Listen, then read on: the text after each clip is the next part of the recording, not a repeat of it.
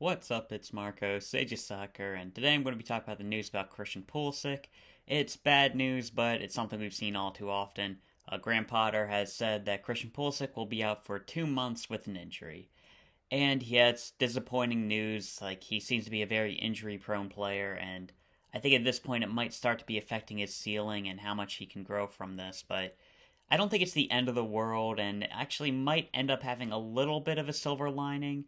There are some things that this injury affects. Obviously, his time for Chelsea, that's another injury for them there. But it also means that he likely won't have a winter transfer after this. I mean, he wouldn't be able to pass the physical. And it means that, in all likelihood, the US men's national team will be without him for March. This is just a terribly timed injury. He's finally started to play a lot for Chelsea. Maybe Graham Potter's taken a liking to him. But with this injury, he's going to be out for a while, and Chelsea are bringing in João Felix, and if Pulisic can't get going again by the end of the season, then I see that there being a very good chance that he moves on, because Chelsea are going to bring in a good amount of players during the summer, and even with the players that are already there, as they get more familiar with Graham Potter, it's not looking too great for him at the moment.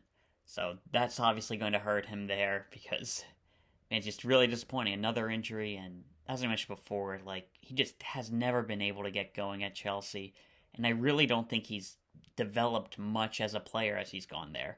I still think he's still the US's top player.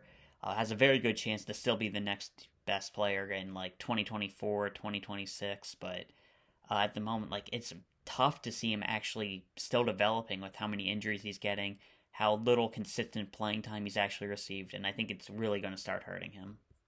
As I mentioned before, with this injury, Pulisic is likely to leave in the summer instead of the winter. There were a lot of transfer rumors going around, and I think now it guarantees that if he does leave Chelsea, which is looking a bit likely, he will be going in the summer.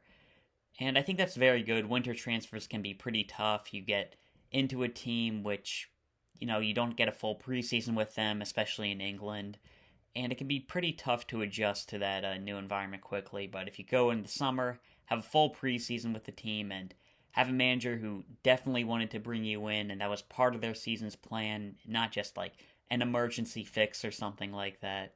So I feel like that could definitely help out Pulisic, and this injury might actually end up helping him leave Chelsea, because I think after the World Cup, his value was probably a bit high. He had a pretty good performance, especially in the group stage, and with another injury, it probably decreases value, which might make other clubs who would be able to play him a lot more likely to buy him. Newcastle is one I've seen commonly floated around, and they seem to have not really started spending the money that they have yet.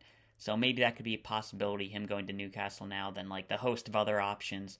Liverpool is perennially linked with him. I think I've seen AC Milan, Juventus, Barcelona in the past. Like, there's a lot of different options for him, and I think this might help him out a little bit. And of course, this does have US men's national team implications. Pulisic will likely be out for that March window, and I don't think that's the end of the world. It's just a couple of Nations League games that if we try, we should be able to win by a combined total of 10 in those two games. So, like, again, not that big of a deal, but it does give us a chance to experiment with the squad a bit. Typically in that left wing role, we'd see Brandon Aronson come in and be a like-for-like replacement. Even though Aronson's better at a 10, he has played that left wing role pretty well, especially in CONCACAF. Then another option there is Gio Reyna. Now the question is, will we even be able to call him in after everything that happened? And I just want to say, after really looking into it, I think I'm on the Reyna's side of things. Not going to go in too much detail because the context brings up a lot of like stuff that's already been resolved that like doesn't need to be brought up. But like, when I really looked into it, I came away on Reyna's side, and I think he should be back with the national team. But he probably doesn't have to be playing that left wing position. I wouldn't personally play him there. I think especially now is the time to experiment with the team. I try him out as a 10, see how he can do in that role, because he's such a talented player, and I want to try to get the best out of him.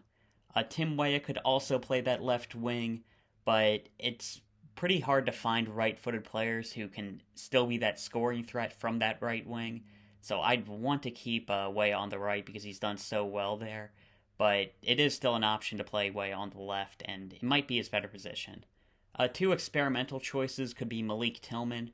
Again, not a natural position for him, but it's going to be tough to break into that midfield role. I don't think he's going to be a true striker. There are other players I'd like to try it as a 10. So I think Malik Tillman would probably benefit from getting a look there.